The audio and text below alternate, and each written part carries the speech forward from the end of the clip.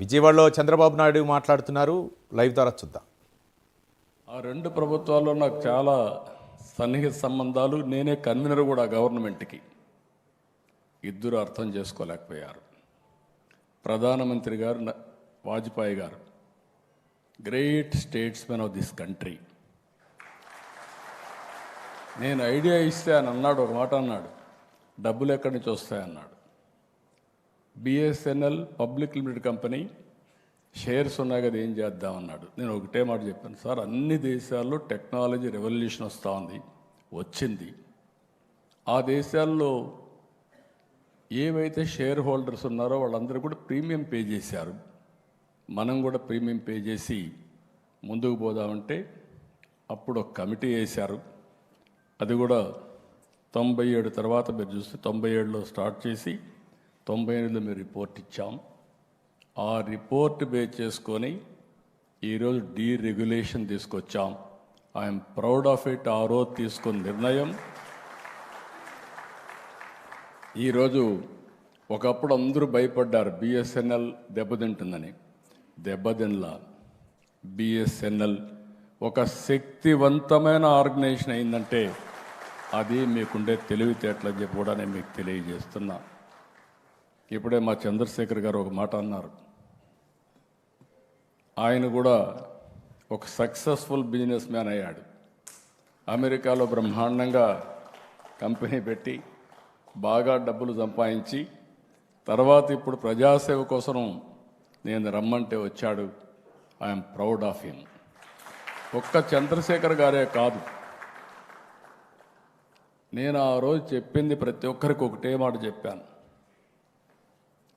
మనం job work చేస్తున్నాం as on today. అది కాదు మనం చేయాల్సింది.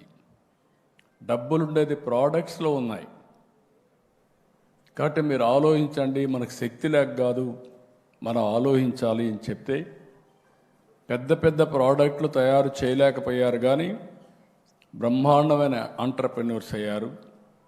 ఈరోజు ఐటీ రంగం అంటేనే భారతదేశం ప్రపంచంలోనే ఇండియన్స్ మొత్తం శక్తివంతమైన ఇండియన్స్గా తయారయ్యారంటే బికాస్ ఆఫ్ టెక్నాలజీ. ఇక్కడికి వచ్చినప్పుడు ఈరోజు 4G ప్రధానమంత్రి గారి దూరదృష్టి, విజన్. బిగినింగ్లో అందరూ అనుకున్నారు make in India, digital India. అదే సమయంలో ఆత్మ నిర్భర్, సెల్ఫ్ రిలయన్స్ ఇవి మాట్లాడితే ఇది సాధ్యమా అనుకున్నారు. కానీ ఈరోజు మీరు చూసినప్పుడు ఫస్ట్ టైం మనం కోవిడ్ సమయంలో వ్యాక్సిన్ తయారు చేస్తే 100 దేశాలకు కోవిడ్ వ్యాక్సిన్ ఇచ్చిన ఘనత ప్రధానమంత్రి గారిది. మన దేశంలో మన వాళ్ళు కాపాడుకోవడం కాదు, ప్రపంచంలో అందరిని కూడా కాపాడడానికి సహకరించింది మన నాలెడ్జ్. యూపీఐ, ఇందులో కూడా నాకు చాలా సంతోషం. ఈ చరిత్రలో కూడా నేను భాగస్వామి అయిన దానికి. ప్రధానమంత్రి గారు డిజిటల్ కరెన్సీ మీద ఒక రిపోర్ట్ ఇమ్మంటే ఆ రోజు నేను అందరు చీఫ్ మినిస్టర్స్ ఒక కమిటీ వేస్తే ఆ కమిటీ పనిచేసి ఆ రిపోర్ట్ ఇచ్చాం. అప్పుడే ఆవిర్భవించింది యూపీఐ. దాన్ని ఈరోజు మీరు చూస్తే మనం కాకుండా ఫ్రాన్స్, సింగపూర్ కూడా మన యూపీఐని అడాప్ట్ చేసుకునే పరిస్థితికి వచ్చారు. మొన్న వరకు వేరే ప్రోడక్ట్లు మనం వాడేవాళ్ళం, ఈరోజు మన ప్రోడక్ట్ని వేరే దేశాలు వాడే పరిస్థితికి వచ్చారు. ఈరోజు ఒక హిస్టారికల్ డే.